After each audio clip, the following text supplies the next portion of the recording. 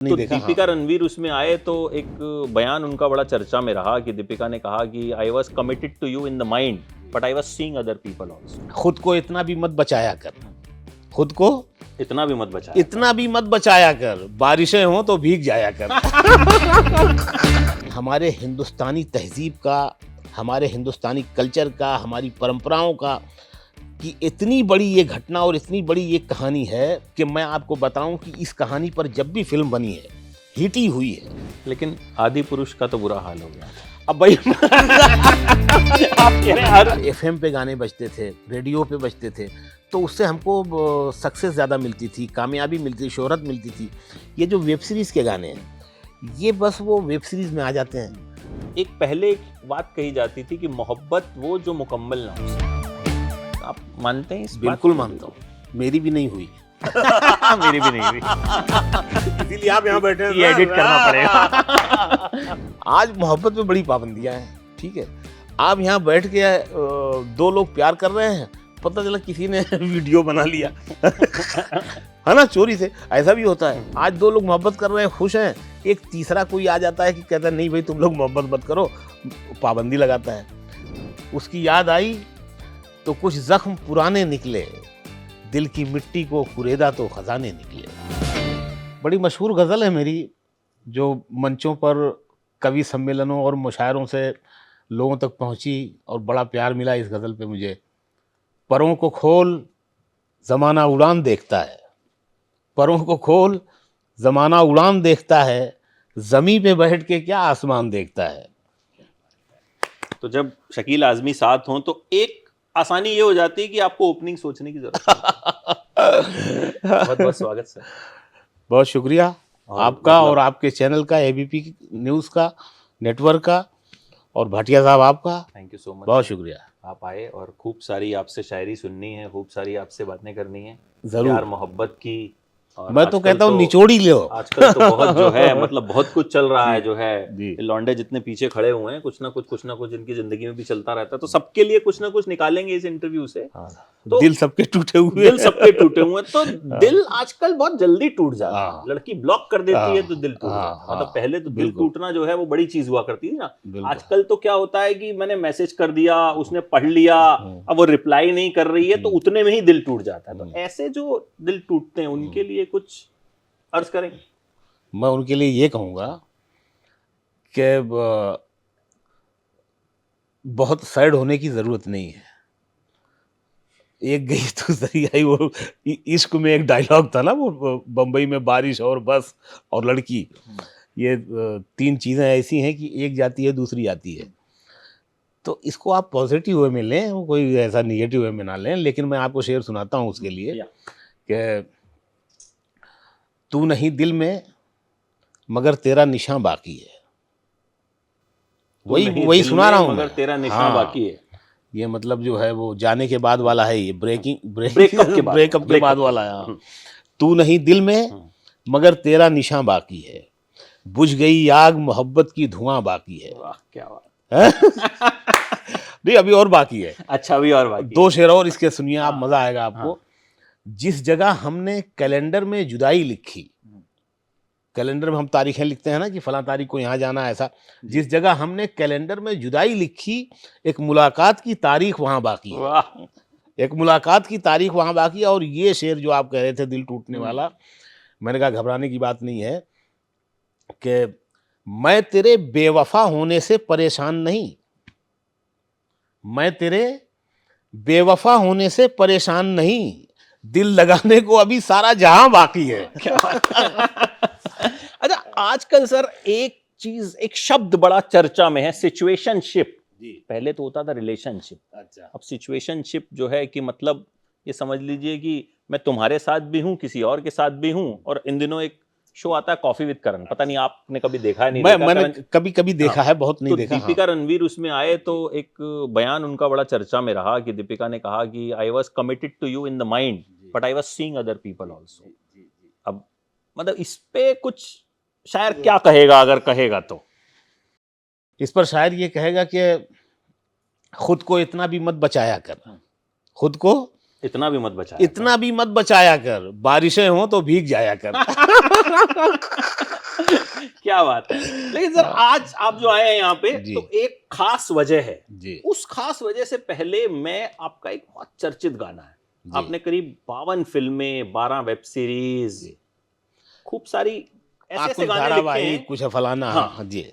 एक तू बंजा गली बनारस की, ओह, मतलब मेरा भी पसंदीदा है। ये मतलब मैंने अपने जिंदगी में जितने गाने लूप पे सुने होंगे ना, जी। उनमें से एक ये है। इस गाने की कहानी थोड़ा बताइए, कहाँ से आपने बनारस की, और मेरा तब से बड़ा मन है कि किसी दिन बनारस जब भी जाऊंगा इस गाने पे रील बनाऊं। अरे क्या बात है, क्या आपके लिए तालियां मैं बजा रहा हूँ। ये वाकई मेरा भी बहुत पसंदीदा गाना है। कुछ काम हमसे ऐसे हो जाते हैं जो हमें जिंदा भी रखते हैं और हमें इज्जत भी देते हैं। तो मेरे उन गानों में से एक गाना ये है। कुछ सुना भी दीजिए जो आपका हाँ, फेवरेट मैं सुना पैरा देता हूँ। हो इस गाने में जी, से। इसके पीछे की कहानी हाँ, भी बता बिल्कुल, देता हूँ मैं, बिल्कुल, जैसा कि आपने बिल्कुल। कहा। तो ये फिल्म थी शादी में ज़रूर आना, और इसकी डायरेक्टर हैं रत्ना सिन्हा जी। और उन्होंने मुझे कहा कि शकील भाई, इसकी सिचुएशन ये है कि हमारे हीरो और हीरोइन जो हैं राजकुमार राव और वो एक कृति खरबंदा। क्या, हाँ, तो ये दोनों जो हैं कॉलेज में पढ़ते हैं, एक दूसरे को जानते भी हैं। कुछ हल्का उनके मन में कुछ हो भी सकता है, नहीं भी हो सकता है। उनके घर वाले शादी तय कर देते हैं और दोनों से कहते हैं कि तुम दोनों किसी कॉफ़ी हाउस पे मिलो एक साथ, और एक दूसरे से बात करो और समझ के हमें बताओ कि हम तुम्हारी जो शादी कर रहे हैं उसमें तुम खुश हो, नहीं खुश हो। तो ये दोनों एक कॉफ़ी हाउस पे मिलते हैं और लड़का पूछता है लड़की से कि बातचीत हो रही है, और ये यूपी की कहानी है, लखनऊ, इलाहाबाद, फलाना, ये सब, प्रयागराज। तो वो लड़का पूछता है कि यार, तुम कभी बनारस गई हो? तो कहती है क्यों? वो अचानक सा ऐसा कुछ सवाल समझ, हाँ हाँ गई हूँ, ऐसा क्या?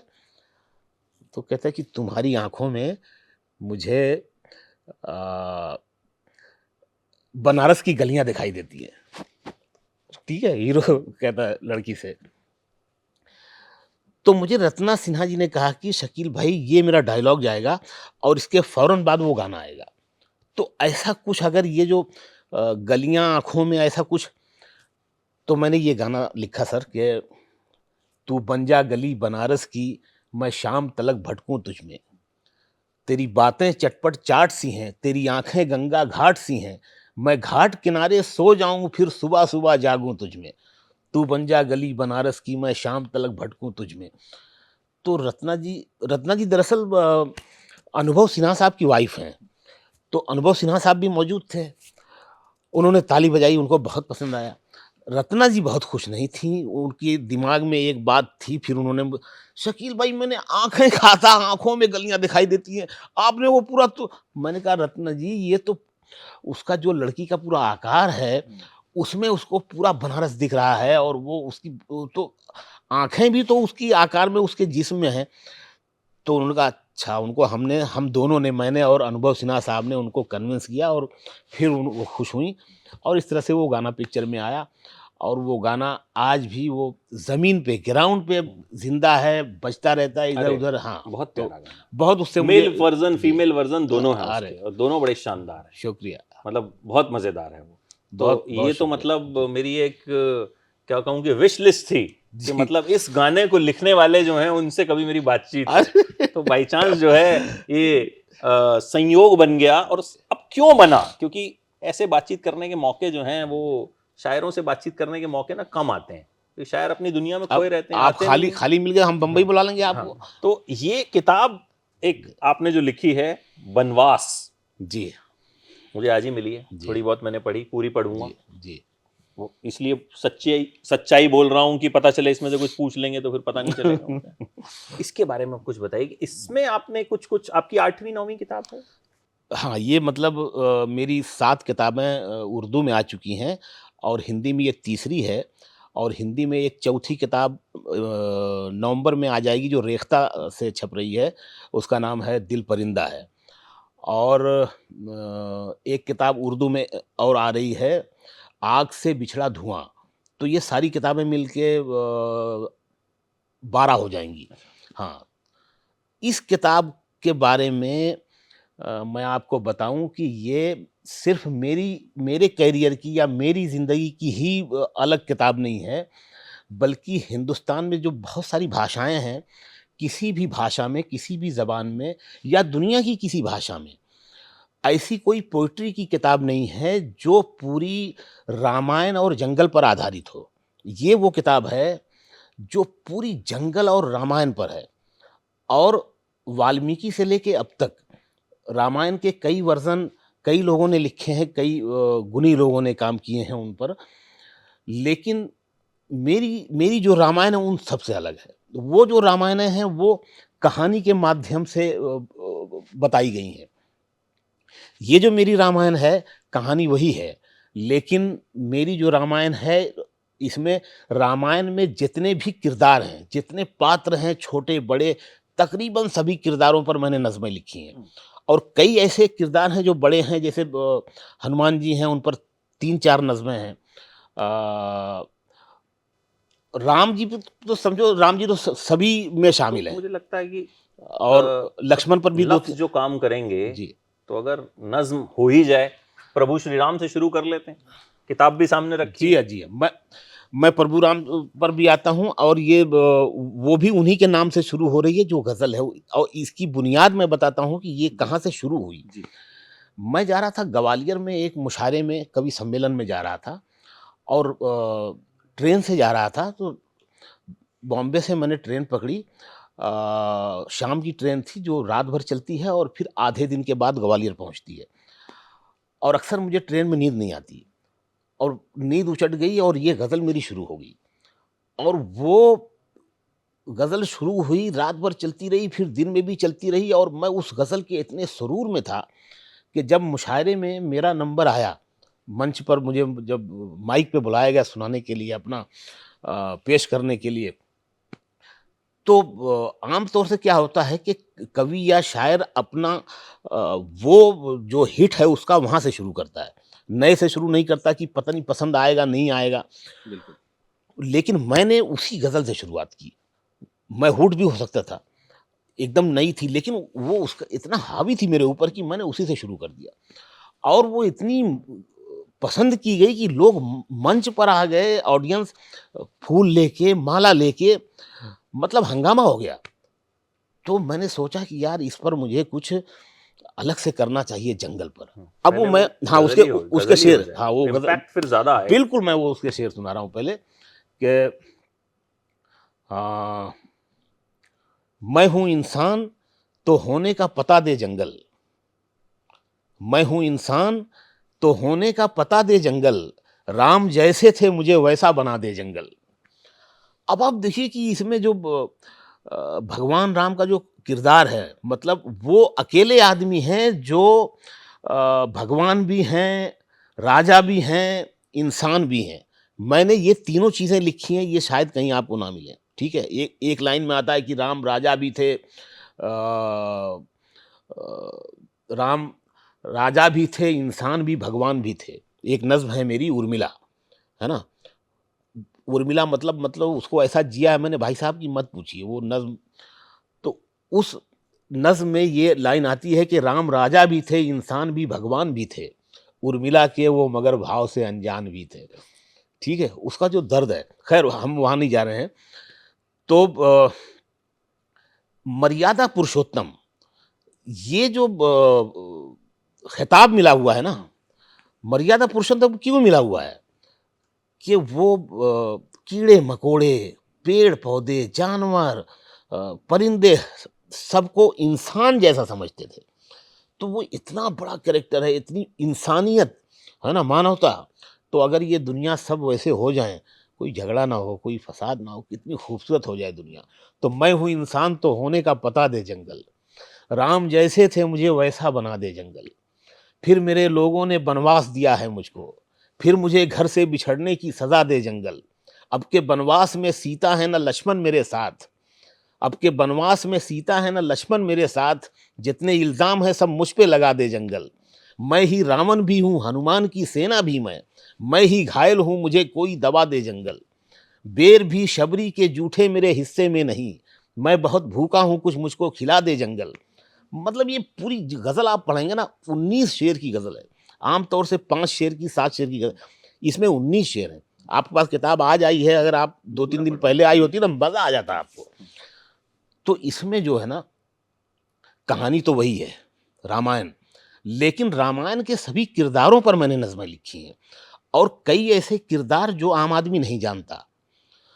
कई पढ़े लिखे लोग भी, कई किरदार हैं ऐसे, जैसे त्रिजटा है ना, ये लोग नहीं जानते। उर्मिला को भी नहीं जानते। वाल्मीकि का जो रामायण है, उसमें सिर्फ 3 लाइनों में उर्मिला के बारे में लिखा गया है, बहुत कम। उसका जो त्याग है भाई साहब, उर्मिला जो है वो लक्ष्मण की पत्नी है, नई नई शादी हुई है, और उर्मिला जो है राजा जनक की बायोलॉजिकल पुत्री है ना। सीता जी तो खेत से मिली थी, वो रियल पुत्री है इनकी, छोटी बहन हो गई सीता जी की। तो लक्ष्मण की नई नई शादी हुई है, और ये वनवास का टाइम आ गया, और ये मतलब त्यागी भाई, ऐसा भाई। भरत का भी कैरेक्टर देखिए भाई साहब, भरत ने मतलब खड़ाऊं रखी उस पर गद्दी पर, राजा वाले कपड़े नहीं पहने हैं, जमीन पे सोते थे। तो क्या कैरेक्टर है यार, मतलब भरत का कैरेक्टर भी कितना बड़ा महान कैरेक्टर है। ऐसा ऐसा भाई नहीं मिलेगा। वो तो गद्दी मिल गई तो जा भाई, अपने तो अपने आयश हैं, लेकिन नहीं, ये तो भैया का हक है, मनाने गए, जंगल खड़ाऊं लेके आए। फिर ये लक्ष्मण का कैरेक्टर देखिए आप, 14 साल रहे उनके साथ। और आपको मैं बताऊं, जानने की बात है, ये लोग नहीं, बहुत कम लोग जानते हैं, जब जंगल में ये लोग एंटर हुए हैं वनवास के लिए, पहली रात जो आई है जंगल में, तो लक्ष्मण को झपकी आने लगी, नींद आने लगी।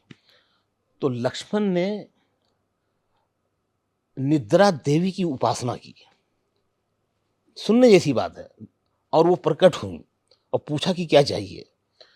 तो उन्होंने कहा कि भाई मैं 14 साल तक सोना नहीं चाहता, क्योंकि मुझे मेरे भैया की सेवा करनी है, भाभी का ख्याल रखना है, तो मैं 14 साल तक सोना नहीं चाहता। तो निद्रा देवी ने कहा कि ये संभव है, लेकिन ये जो आपकी नींद है, आपके बदले में हमें किसी को देनी होगी, तो वो नाम बताइए, हम किसको दें ये नींद। तो लक्ष्मण ने सोचा, और फिर खटाक से, ये मेरी पत्नी को, उर्मिला को दे दें। तो आप सोचिए कि उर्मिला को नींद भी दे दी, है ना। मतलब वो ऐसा किरदार है भाई साहब कि कोई सो के 14 साल गुजार ले, वो कैसा पत्थर हो जाएगा वो। तो इतने सब त्याग वाले इसमें रामायण में कैरेक्टर्स हैं, और ये रामायण इतनी बड़ी कहानी है ना। अगर चलो मान लो किसी की आस्था नहीं है उसमें, इसके बावजूद ये हमारे हिंदुस्तानी तहजीब का, हमारे हिंदुस्तानी कल्चर का, हमारी परंपराओं का, कि इतनी बड़ी ये घटना और इतनी बड़ी ये कहानी है, कि मैं आपको बताऊं कि इस कहानी पर जब भी फिल्म बनी है, हिट ही हुई है। गदर क्या है, रामायण ही तो है ना। राम जी जाते हैं फौज बना के, वहाँ लंका से अब सीता को ले आते हैं, और ये सनी देओल जो है पाकिस्तान से जाके अपनी वाइफ को लेके आता है, सकीना को ले। हाँ? लेकिन आदि पुरुष का तो बुरा हाल हो गया। अब भाई आप कह रहे हैं हर फिल्म हिट रही है, लेकिन ऐसा नहीं है। मतलब अब उन लोगों का जो हाल हुआ वो मतलब अलग ही था। मैं उस पर कुछ नहीं टिप्पणी करना चाहूंगा। नहीं, मैं पूछ भी नहीं रहा, वो तो आपने जिक्र किया तो मैंने कहा मेरे दिमाग में आदि पुरुष आ गई। मैंने वो फिल्म भी नहीं देखी, तो ठीक से मैं उस पर बात नहीं कर पाऊंगा। आपने अपने जीवन के करीब 3 घंटे जो हैं बहुत बचा लिए।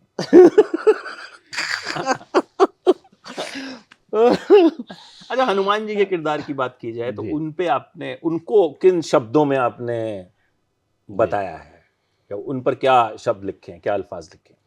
सर, जैसे हनुमान जी को पवन पुत्र कहा जाता है, मैंने हवा का बेटा लिखा पहली बार, है ना। बात वही है, लेकिन किसी ने ऐसा नहीं लिखा होगा।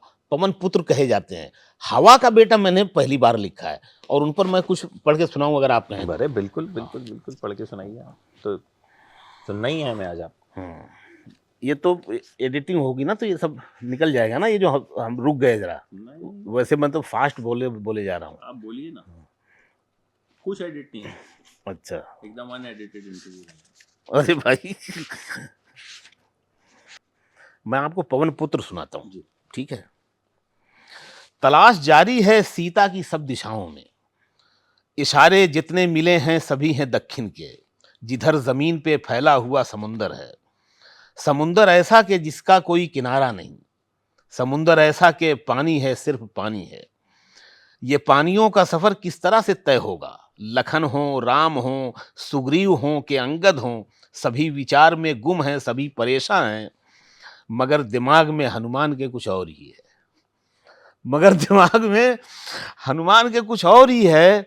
हवाएं कहती हैं आओ हमारे साथ चलो, हमारे पास पता है तुम्हारी सीता का। देखिए पोइट्री देखिए, हवाएं कहती हैं, ऑफर कर रही हैं, हवाएं कहती हैं आओ हमारे साथ चलो, हमारे पास पता है तुम्हारी सीता का। घटाएं कहती हैं आओ हमारे साथ चलो, हमारे पास है चेहरा तुम्हारी सीता का। घटाओं में चेहरे बनते हैं, हमारे पास है चेहरा तुम्हारी सीता का। वो थोड़ी देर खड़े हो के यूं ही तकते हैं बिगड़ते बनते हुए बादलों के चेहरों को, उन्हीं में था कोई एक चेहरा जैसे सीता का, अभी अभी जो बना और बन के बिगड़ा था। उस एक पल में हनुमान को ये लगता है कि जैसे फूट पड़े हों बदन में पर उनके, कि जैसे उड़ने का मन हो रहा हो अंदर से। वो आंख मूंद के धरती से पग उठाते हैं, फिर उसके बाद घटाओं में खुद को पाते हैं। हवा के बेटे को बादल, हवा के बेटे से बादल कलाम करता है, उठा के हाथ समुंदर सलाम करता है। ये पूरी कहानी, और फिर इस कहानी के पीछे ये पहली बार हनुमान को लगा कि मुझे पंख लग रहे हैं और ऐसा हुआ है।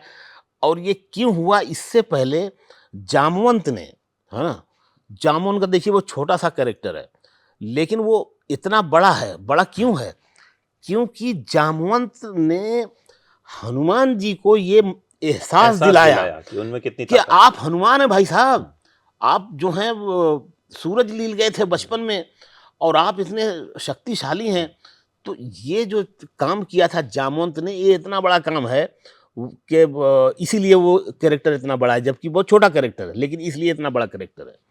और मैं आपको बताऊं, एक पर्वत था ऋष्यमुख पर्वत, ये भी बहुत कम लोग जानते होंगे। तो जब बाली ने अपने भाई सुग्रीव को दरबदर कर दिया, रियासत बदर कर दिया, अपने स्टेट से निकाल दिया, अंगद उनका बेटा, अंगद भी साथ में है चचा के, सुग्रीव के, और ये सब जो हैं, एक ऋष्यमुख नाम का एक पर्वत है, वहां पर सबका जमावड़ा है ना। जैसे मतलब सब घर से निकले हुए, दरबदर किए हुए, शहर बदर किए हुए, उसी में हनुमान भी हैं, उसी में जामवंत भी हैं। वो शबरी ने बताया था, राम जी को शबरी ने भेजा था उस ऋष्यमुख पर्वत पर कि वहाँ ये सब आपको मिलेंगे। वहाँ जाके ये फौज बनी थी भाई साहब। ये ऋष्यमुख पर्वत जो है ये पूरा बेकारी का अड्डा है, उस पर भी मैंने नज्म लिखी है, तो पढ़ेंगे लोग, मैं खाली उसका वो बता रहा हूँ, सार बता रहा हूँ। सारा भी बताना नहीं है ना, क्योंकि लोग तभी तो किताब खरीद के पढ़ेंगे। वही तो सारा मैं नहीं सुनाने वाला। तो मैं ये बता रहा हूँ कि ये इसलिए बता रहा हूँ ये सिचुएशन कि मैं इस पर एक और फिल्म पे आना चाह रहा हूँ कि देखिए रामायण का एक हिस्सा ये भी है।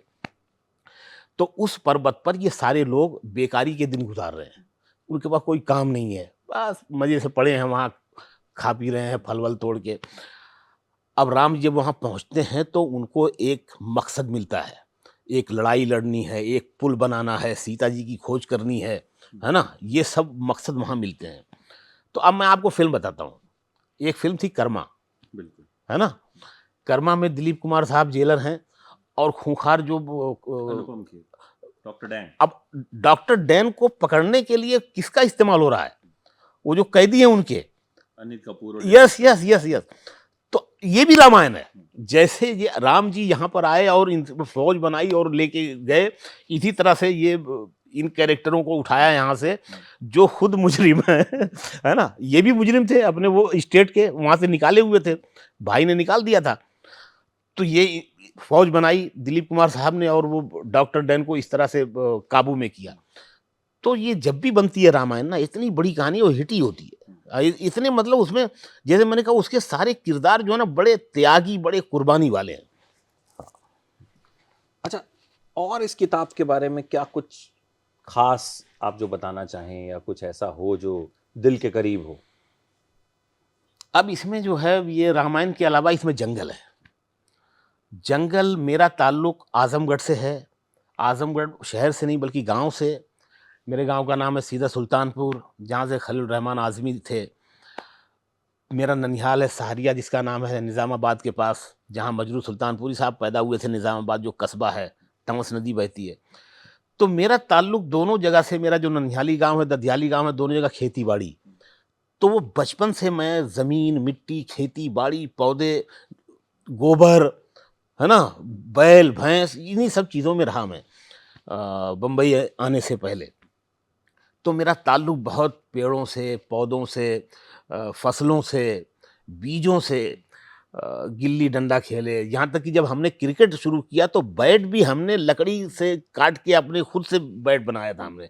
बैट खरीदने का पैसा नहीं था। तो ये पेड़ों से मेरा बड़ा रिश्ता रहा है। तो मेरा जो जंगल है, उस जंगल में जो पेड़ मैंने इस्तेमाल किए हैं, वो वही हमारे जो हिंदुस्तानी पेड़ हैं, ख़ास तौर से हमारे यूपी में, बिहार में, या मध्य प्रदेश में, राजस्थान में, पंजाब में, वो पेड़ मैंने यूज़ किए हैं। और अलबत्ता कुछ जैसे देवदार हमारे यहाँ नहीं होता या कम होता होगा, रेयर। मेरे बचपन में मैंने नहीं देखा था, बाद में देखा। देवदार मैंने इसलिए इस्तेमाल किया कि वो पार्वती से जुड़ा हुआ है देवदार, ठीक है। तो आप वो नज़्म पढ़ेंगे तो वो पूरी कहानी उसमें आती है। तो जैसे नीम है, बांस है, पाकड़ है, इमली है, आम है, जामुन है, ये जो सारे जो पेड़ हैं, इन पर मैंने नज़में लिखी हैं। और जंगल में क्या-क्या हो सकता है, और 2 नज़में तो ऐसी, जैसे जंगल का ऑर्केस्ट्रा। जंगल का ऑर्केस्ट्रा जो है, मतलब कमाल की, मतलब अजीबो-गरीब नज़्म है। वो इसलिए है कि उसमें जो जानवरों के जो की आवाज़ें हैं, पत्थर गिरने की, चट्टान गिरने की, पहाड़ पे से जो आवाज़ें हैं, पानी का झरना जो है उसकी जो आवाज़ है, फल जो टूट के गिर रहा है उसकी जो आवाज़ है, इन सारी आवाज़ों को मैंने म्यूज़िक में तब्दील किया है। जंगल का ऑर्केस्ट्रा, अजीबो-गरीब नज़्में पढ़ेंगे आप। फिर एक नज़्म है जंगल में डेमोक्रेसी, ठीक है, जंगल का राजा शेर। जैसे हमने नेपाल में देखा कि एक दिन वो राजा उठ के आता है और कहता है कि भाई अब मैं राजा नहीं रहूँगा, अब नेपाल में डेमोक्रेसी होगी, लोकतंत्र होगा, और यहाँ इलेक्शन होगा, वोटिंग होगी, जो जीतेगा उसका राज रहेगा। इसी तरह मेरी इस नज़्म में शेर राजा है, वो सामने आके कहता है, और जितने भी मांस खाने वाले जानवर और परिंदे हैं वो सब शेर के साथी हैं, वो सब उनके साथ हैं। अब हाथी और गेंडे, उसमें मेरे बिजनेसमैन जो बड़े हैं हमारे, अगर आप इस तरह से देखेंगे, अपने मुल्क की राजनीति को लगा के देखेंगे, तो ये सब आपको सिंबॉलिक सब नज़र आएगा। वो नज़्म है जंगल में डेमोक्रेसी, ठीक है। तो वो सारे जानवर जो हैं, वो आप एक छवि उसमें आपको दिखेगी कि ये किस पार्टी से जा रहा है, ये किस नेता से मिलता जुलता है, वो सब सिंबॉलिक है। वो पढ़ेंगे तो आपको सब आइडिया होगा, वो अपने से समझने की ज़रूरत है। अच्छा, किताब पर मुझे लगता है कि अब लोगों को पढ़नी भी चाहिए। बिल्कुल, तो ये सारी चीज़ें अगर हम सब बता दें, हाँ, तो फिर फ़ायदा नहीं रहेगा। अच्छा, एक चीज़ मैं आपसे ये जानना चाहूँगा कि आपने फ़िल्मों के लिए भी लिखा, खूब सालों से आप लिख रहे हैं, अब वेब सीरीज़ के लिए भी लिख रहे हैं। फ़र्क क्या है फ़िल्मों के लिए जब लिखते हैं और वेब सीरीज़ के लिए जब लिखते हैं? फ़र्क लिखने में तो नहीं है, लेकिन उसके प्रमोशन में है, और उसकी नाकामी में है, उसकी कामयाबी में है। फ़िल्म के जो गाने होते थे, वो उसके प्रोमो चलते थे, टीवी पे आते थे, नाम छपते थे हमारे, एफ़एम पे गाने बजते थे, रेडियो पे बजते थे, तो उससे हमको सक्सेस ज़्यादा मिलती थी, कामयाबी मिलती थी, शोहरत मिलती थी। ये जो वेब सीरीज़ के गाने हैं, ये बस वो वेब सीरीज़ में आ जाते हैं, ठीक से रिलीज़ भी नहीं होते, और अगर मतलब जो ओटीटी कंपनी है जिस पर वो रिलीज़ होता है, वेब सीरीज़ रिलीज़ होती है, वही गाने भी रिलीज़ कर देता है। वो गाने पहुँच नहीं पाते हैं, मतलब हमारा काम जैसे वेस्ट हो जाता है। तो ये है फ़र्क।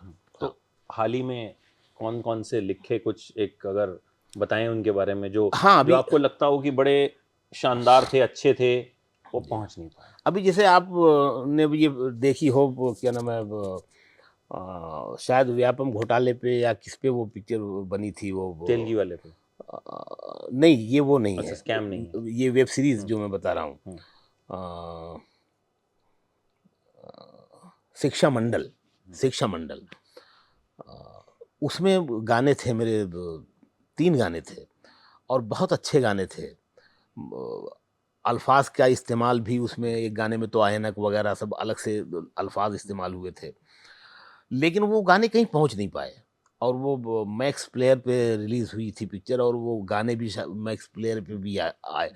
गाने जैसे फिल्म वाले जो हैं, वो अपने गाने म्यूजिक कंपनी को बेचते हैं, ठीक है? तो वो म्यूजिक कंपनी जैसे टी सीरीज है, जी म्यूजिक है, वगैरह वगैरह, सोनी है, सारेगामा है। तो ये लोग जो हैं अपने चैनल पे डालते हैं, और उनका वो गानों का चैनल है और उनके सब्सक्राइबर हैं, तो वो लोगों तक पहुंचता है। अब इनका गाने से कोई मतलब नहीं है, इन्होंने वेब सीरीज ले ली, तो वेब सीरीज का भी ऐसा हो तो अच्छा है कि वेब सीरीज के गाने भी म्यूजिक कंपनी अलग से उसका एक व्यापार हो और वो अलग से और वो रिलीज अलग करे। से पहुंचे, ताकि किसी कम से किसी कम लोगों तक पहुंचे तो हाँ, सही। जी हाँ, उसके बाद की बात है उन कितना पसंद करते हैं, कितना हाँ, नापसंद करते वो हैं। तो दोनों पर है, वो फिल्म वाले पर भी यही बात लागू होती है और इस पर भी लागू होती है। आजकल रील्स का बहुत फैशन है, रील्स शॉर्ट्स, मतलब हम देखते हैं कि कुछ एक गाने रील्स में बहुत मशहूर हो जाते हैं और फिर जाकर के हम उन्हें ढूंढते हैं। तो आपका कोई ऐसा गाना जो आपने देखा हो रील्स में बहुत ज्यादा पॉपुलर हो गया? हाँ, मेरे बहुत सारे गाने हैं। सांसों को जीने का इशारा मिल गया, तू मिला तो खुदा का सहारा मिल गया, फिर मरीज़े इश्क हूँ मैं, तू ज़रूरी सा है मुझको ज़िंदा रहने के लिए, और वो थप्पड़ का गाना, क्या नाम है, एक टुकड़ा धूप, टूट के हम दोनों में जो बचा वो कम सा है, एक टुकड़ा धूप का अंदर अंदर नम सा है। तो वो बहुत सारे गाने हैं जिनके बहुत सारे रील बने हैं और आज भी बन रहे हैं। और तो आते हैं सोशल मीडिया पे, हाँ, आप करते हैं फॉलो मैं चीजों को? मैं मतलब वो मुझे टैग करते हैं। मेरे जो इंस्टाग्राम का जो मेरा वो है, हाँ, हैंडल है, मैं जब उस पर जाता हूँ, जब वो खोलता हूँ, तो मुझे कई गाने ऐसे मेरे होते हैं जो कई लोगों ने गाए हुए होते हैं, लड़के लड़कियों ने, और उसमें मुझे टैग किया होता है ना? ये जो आपका पसंदीदा गाना है, तो बन जा हाँ, बेड़ी ये भी बहुत होता है, बहुत होता है। तो मैं उसको लाइक कर देता हूँ। मुझे टैग करते हैं तो मुझ तक आ जाता है रोज, हाँ, डेली। अच्छा, अब थोड़ा सा, क्योंकि शायर साथ हैं तो प्यार मोहब्बत की बात तो जाहिर है होनी जरूर, चाहिए। उसके बिना तो दुनिया ना उसके चले। बिना, अच्छा, अब आजकल जो एक है, मतलब एक पहले एक बात कही जाती थी कि मोहब्बत वो जो मुकम्मल ना हो सके। आप मानते हैं इस बात बिल्कुल को? मानता हूँ, मेरी भी नहीं हुई। मेरी भी नहीं हुई।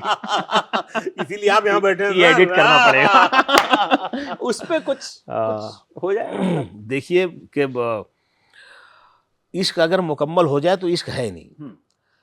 नाकाम इश्क जो होता है वो आदमी को कामयाब बनाता है। मेरे शायर होने में, बनने में नहीं कह रहा हूँ क्योंकि शायर पैदा होता है, मेरे शायर होने में जो 2-3 बुनियादी वजहें हैं, उनमें एक वजह ये भी है कि मेरा इश्क जो पहला था वो नाकाम हो गया था। हाँ, तो उस पर एक शेर है कि अ,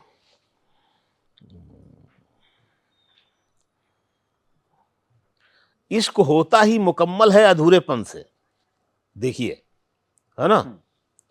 इश्क होता ही मुकम्मल है अधूरेपन से। तुम मेरे हो ना सके फिर भी तुम्हारा हुआ मैं। वाह, क्या है ना?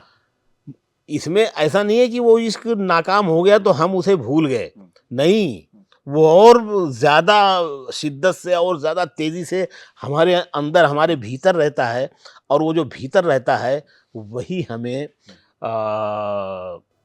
अमित भाटिया बनाता है, वही हमें शकील आज़मी बनाता है। अच्छा, पहले हम जो प्रेम कहानियां सुना करते थे, मैं एक शो बनाते थे लव स्टोरी, देवानंद सुरैया, राज कपूर नरगिस, दिलीप कुमार मधुबाला, अमिताभ रेखा, मतलब हम वो कहानियां सुनते थे जिनमें बड़े सारे किस्से होते थे। मतलब आजकल तो खैर मतलब ये हो गया कि फलाने कैफे में दिख गए और फलाना ये हो गया। तो एक चीज और, जो आपको क्या लगता है कि मतलब वो जो दौर था और जो आज का दौर है, क्या बदल गया? अगर अगर एक शायर की नजर से या कुछ लफ्जों में अपने शेर के अंदाज से अगर आप बताएं। सर, ये जो इंसान नाम का जो प्राणी है ना, ये जब तक धरती पर है ये मोहब्बत ख़त्म नहीं हो सकती, क्योंकि उसके पास जो है ना, उसके जो शरीर में जो उसकी जो ये मशीन है शरीर की, उसमें जो पार्ट्स हैं ना, उसमें एक पार्ट दिल है। ये लोग समझते हैं कि जो दिल है, ये जो है ये खून सप्लाई करने के काम आता है। नहीं, खून सप्लाई करने के काम तो आता है, लेकिन इसके और भी काम है। ये जो और काम है ना, वहीं से शायरी शुरू होती है, वहीं से मोहब्बत शुरू होती है। ठीक है? तो ये जब तक इंसान धरती पर है, तब तक ये मोहब्बत ख़त्म नहीं हो सकती। लेकिन प्रॉब्लम ये है कि आज की जो आप कह रहे हैं ना, आज की तुलना उस अतीत से जो कर रहे हैं, उस वक़्त इतनी पाबंदियाँ नहीं थी मोहब्बत पर। आज मोहब्बत में बड़ी पाबंदियाँ हैं। ठीक है? आप यहाँ बैठ के 2 लोग प्यार कर रहे हैं, पता चला किसी ने वीडियो बना लिया। है ना? चोरी से, ऐसा भी होता है। फिर वो पता नहीं क्या मी टू और जाने क्या-क्या वो सब आ जाता है। तो लोग घबराते भी हैं मोहब्बत करने से। मोहब्बत तो करते हैं, लेकिन डरते हैं। ये डर पहले नहीं था। मतलब 2 लोग अगर मोहब्बत करते हैं, तो उसमें तीसरा आके कुछ कोई तीसरा कार्यक्रम लेके नहीं आता था। आज 2 लोग मोहब्बत कर रहे हैं, खुश हैं, एक तीसरा कोई आ जाता है कि कहता है नहीं भाई तुम लोग मोहब्बत मत करो, पाबंदी लगाता है। तो ये जो डर है ना, ये पहले नहीं था और आज ज़्यादा है, इसलिए लोग थोड़ा बच के गुज़रते हैं। एक चीज जो आज के यूथ को बहुत लगती है कि यार मैं तो जो है शिद्दत से मोहब्बत कर रहा हूँ, लेकिन सामने से वैसा रिस्पॉन्स आ नहीं रहा। उनके लिए कुछ? हाँ, वो हर मोहब्बत करने वाला ऐसे ही सोचता है, क्योंकि वो इतना शदीद हो, इतनी शिद्दत में होता है कि उसको लगता है कि दुनिया का सबसे बड़ा आशिक मैं ही हूँ। तो और वो चाहता है कि जितना मैं करता हूँ, उतना ही मुझे सामने से मिले या उसका उतना ही इज़हार हो। तो ये ज़रूरी नहीं है, कई लोग बड़ी खामोशी से प्यार करते हैं। उसके लिए शायर क्या कहेगा? बताते नहीं हैं, जताते नहीं हैं। उसके लिए शायर क्या कहेगा? अच्छा।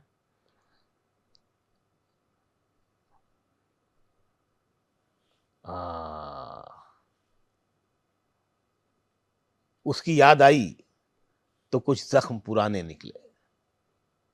उसकी याद आई तो कुछ ज़ख्म पुराने निकले। दिल की मिट्टी को कुरेदा तो खजाने निकले। Sir thank you so much. बहुत शुक्रिया आपका। आपने खूब सारे शेर सुनाए, खूब सारी मज़ेदार बातें करी, और किताब पर तो खैर हमने, आपने भी बोलने का मौका दिया, अच्छे मतलब हाँ, सवाल किया तो आपने। काफ़ी कुछ अच्छा सुनने को मिला। अरे, तो थैंक यू सो मच, और उम्मीद करते हैं कि बहुत ये शुक्रिया। किताब जो है ये खूब कामयाब रहेगी आपकी बाकी किताबों की तरह, और बहुत कहीं ना शुक्रिया। कहीं एक नई रामायण, जैसा कि हमने जी एक हाँ। ट्रेलर आपसे सुना, ये सही आपने लफ्ज़ इस्तेमाल किया, जुमला नई रामायण है ये। हाँ, और ये हर घर वो तक पहुंचना एक चाहिए। नया क्योंकि कहीं ना कहीं जो हमारी नई जनरेशन है, जेन जी, जी जिसे बोलते जी, हैं, जी, उस तक भी चीजें जी, पहुंचनी जी, जरूरी है, बिल्कुल, क्योंकि बहुत बिल्कुल, से बिल्कुल। तो लोग ऐसे हैं जिनको ये भी नहीं पता होगा कि रावण कौन था और लंका क्या थी और सही क्या बात, था। तो सही उम्मीद बात। करते हैं कि हाँ, किताब जो है उन तक भी पहुंचेगी। बहुत तो शुक्रिया। थैंक बहुत यू सो मच सर, शुक्रिया। और फिर जल्द मुलाकात करते हैं। ज़रूर। Thank you so much.